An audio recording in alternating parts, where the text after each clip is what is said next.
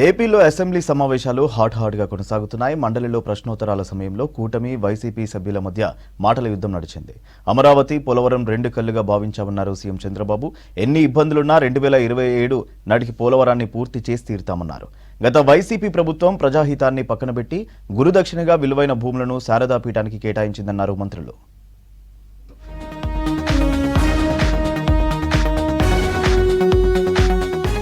ఏపీలో పోలవరం నిర్మాణానికి ఎన్ని ఆర్థిక ఇబ్బందులున్నా 2027లోగా పూర్తి చేసి తీరుతామన్నారు సీఎం చంద్రబాబు.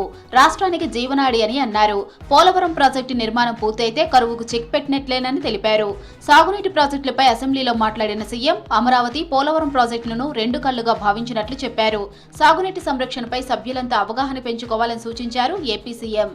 414 రోజుల్లో డయాఫామ్ వాల్ పూర్తి చేశామని చెప్పి మీకు అందరికి తెలియజేస్తున్నా. ఇబ్బందులున్నా కూడా అధిగమించామని చేశాం. ఇవన్నీ చేసే దిశ స్పిల్వే గేట్స్ అన్ని డిజైన్లు సిద్ధం చేయడం, గేట్లన్నీ ఎక్కడెక్కడ ఎరెక్ట్ చేయడం, ఇవన్నీ కూడా ఎప్పటికప్పుడు పీపీఏ గాని అదే మరి సిడబ్ల్యూసీ గాని వాళ్ళందరూ అనుమతులు తీసుకొని ముందుకు పోయే పరిస్థితికి వచ్చాం.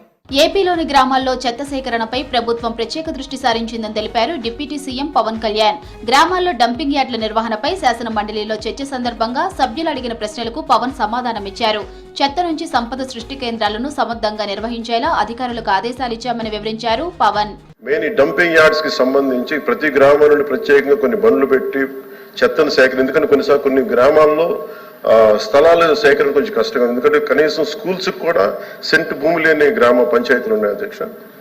అందుకని ప్రత్యేకించి మేము ఆలోచిస్తుంది ఏంటంటే ప్రతి ఒక 10-12 గ్రామాలని ఒక ఉమ్మడిగా తీసుకొని వాటికి సంబంధించి ఒక కామన్ డంపింగ్ యార్డ్ని తీసుకొని ప్రతిపాదన చేస్తున్నాం అధ్యక్ష.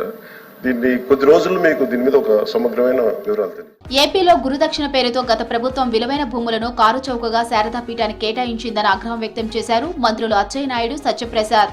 కేటాయింపుల్లో అన్ని నిబంధనలను ఉల్లంఘించారని ఆరోపించారు.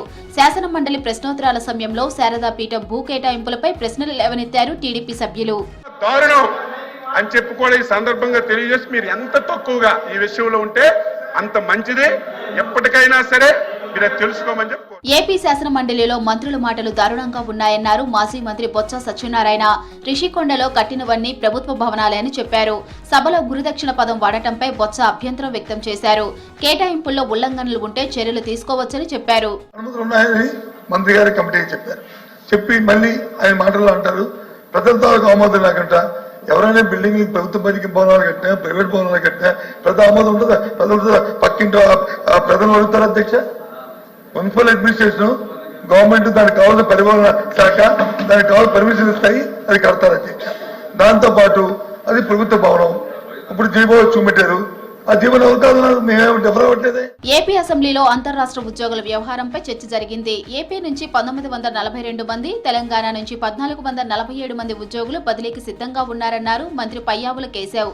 ఇదే అంశంపై తెలంగాణ ప్రభుత్వంతో సంప్రదింపులు చేస్తున్నామన్నారు. దీనిపై రాష్ట్ర ద్వైపాక్షిక పునర్వ్యవస్థీకరణ సమస్యల కోసం మంత్రుల కమిటీని ఏర్పాటు చేశామన్నారు. సమస్యల పరిష్కారం కోసం సీనియర్ ప్రధాన కార్యదర్శులతో మరో కమిటీ ఏర్పాటు చేస్తామన్నారు మంత్రి పయ్యావుల కేశవ్. హెచ్ఓడీలు పై జాబితాలో పేర్కొన్న తెలంగాణ ప్రభుత్వం సూచించిన ప్రొఫైల్లోని ఈ కేటగిరీలోని ఉద్యోగులు రిలీవ్ చేయడానికి అండర్టేకింగ్ ఇచ్చిన వారందరినీ కూడా అనుమతించింది.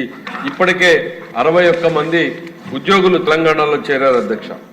తర్వాత ఈ రెండు రాష్ట్రాల మధ్య పెండింగ్ లో ఉన్న ద్వైపాక్షిక రాష్ట్ర పునర్వ్యవస్థీకరణ సమస్యలపై చర్చించేందుకు 6/7/2024 ఆంధ్రప్రదేశ్ మరియు తెలంగాణ గౌరవ ముఖ్యమంత్రుల సమావేశంలో తీసుకున్న నిర్ణయాల ఆధారంగా 2 కమిటీలను, ఒకటి గౌరవ మంత్రుల కమిటీ, మరొకటి సీనియర్ అధికారులతో 2 రాష్ట్రాలలో పెండింగ్ లో ఉన్న ద్వైపాక్షిక రాష్ట్ర పునర్వ్యవస్థీకరణ సమస్యల పరిష్కారం కోసం 2 రాష్ట్రాలు ఏర్పాటు చేయబడ్డాయి అధ్యక్ష. కడప అమీన్పీర్ దర్గాను దర్శించుకున్నారు ఏపీసీసీ చీఫ్ వైఎస్ షర్మిల. షర్మిలకు దర్గా సాంప్రదాయం ప్రకారం స్వాగతం పలికారు నిర్వాహకులు.